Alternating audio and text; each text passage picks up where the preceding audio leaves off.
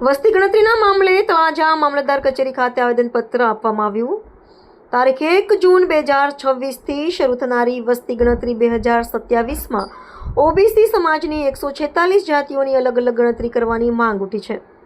આ અંગે વિવિધ ઓબીસી આગેવાનો અને સંગઠનો દ્વારા સરકાર સમક્ષ રજૂઆત કરવામાં આવી છે। રજૂઆતમાં જણાવાયું છે કે ગુજરાત રાજ્યમાં અન્ય પછાત વર્ગ એટલે કે ઓબીસી હેઠળ કુલ 146 જાતિઓનો સમાવેશ થાય છે। વર્ષ 1931 બાદ દેશમાં જાતિ આધારિત વસ્તી ગણતરી કરવામાં આવી નથી, જેના કારણે ઓબીસી સમાજની વાસ્તવિક વસ્તી અંગે સરકાર પાસે ચોક્કસ આંકડા ઉપલબ્ધ નથી। પરિણામે શિક્ષણ, નોકરી, આરોગ્ય અને બજેટ ફાળવણીમાં ઓબીસી સમાજને વસ્તીના પ્રમાણમાં લાભ મળતો નથી તેવી લાગણી વ્યક્ત કરવામાં આવી છે। રજૂઆતમાં મંડળ કમિશનનો ઉલ્લેખ કરતા જણાવાયું છે કે કમિશનને ઓબીસી વસ્તી 52% ગણાવી હતી, પરંતુ આજ દિન સુધી સચોટ આંકડા બહાર આવ્યા નથી। બંધારણના અનુચ્છેદ 340, 15(4) અને 16(4) મુજબ સામાજિક અને શૈક્ષણિક રીતે પછાત વર્ગોના ઉત્થાન માટે જાતિવાર ડેટા જરૂરી હોવાનું પણ રજૂઆતમાં જણાવાયું છે।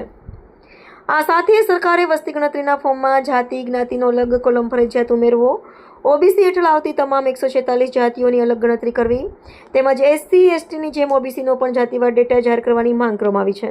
ઉપરાંત ગણતરી કરનાર પ્રગણકોને ઓબીસીની 146 જાતિઓની યાદી આપવામાં આવે, જેથી કોઈ જાતિ બાકી ન રહી જાય તેવી માંગ સાથે ડિજિટલ વસ્તી ગણતરીમાં અધરના બદલે ઓબીસીનો સ્પષ્ટ વિકલ્પ આપવાની પણ માંગ સાથે આવેદન પાઠવ્યું છે। હું રાહુલ એમ બામણિયા, વિશ્વ કોળી ઠાકોર સમાજ પ્રમુખ। આજે 2027ની અંદર જે વસ્તી ગણતરી થવાની છે, એ વસ્તી ગણતરીની અંદર ઓબીસી સમાજને ક્યાંક ને ક્યાંક અન્યાય થઈ રહ્યો હોય એવું અમને દેખાઈ રહ્યું છે।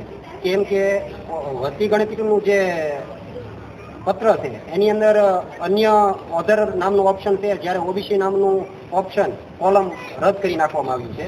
તો અમારે સરકારશ્રીને વિનંતી છે કે વસ્તી ગણતરીની અંદર 17 નંબરનું જે કોલમ છે ત્યાં ઓબીસી અને વસ્તી ગણતરી જ્ઞાતિ આધારિત કરવામાં આવે, જેથી કરીને અમારા સમાજને જે અન્યાય થઈ રહ્યો છે, નોકરી બાબતમાં હોય કે કોઈ પણ બાબતમાં અન્યાય થઈ રહ્યો છે, તે અન્યાયની સામે અમારી લડાઈ છે। માટે જે વસ્તી ગણતરી છે તે જ્ઞાતિ આધારિત થાય અને ઓબીસી નામનું કોલમ જે છે 17 નંબરમાં એ ઉમેરવામાં આવે, એ અમારી માંગણી છે, જેથી કરીને અમારા ઓબીસી સમાજને જે અન્યાય થઈ રહ્યો છે એને અમને ન્યાય મળે।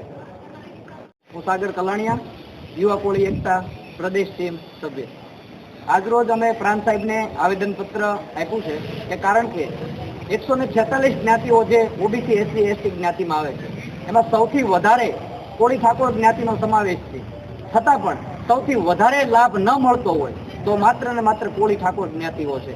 એના અનુસંધાને જે વસ્તી ગણતરીઓ જે નક્કી થવાની છે 2026ના અનુસંધાનના 1લી તારીખે, એમાં સૌથી અને પરફેક્ટ એક આંકડો આપે કે કઈ જ્ઞાતિનો વધારે ઓબીસી, એસટી જ્ઞાતિમાં જેની જનસંખ્યાઓ છે।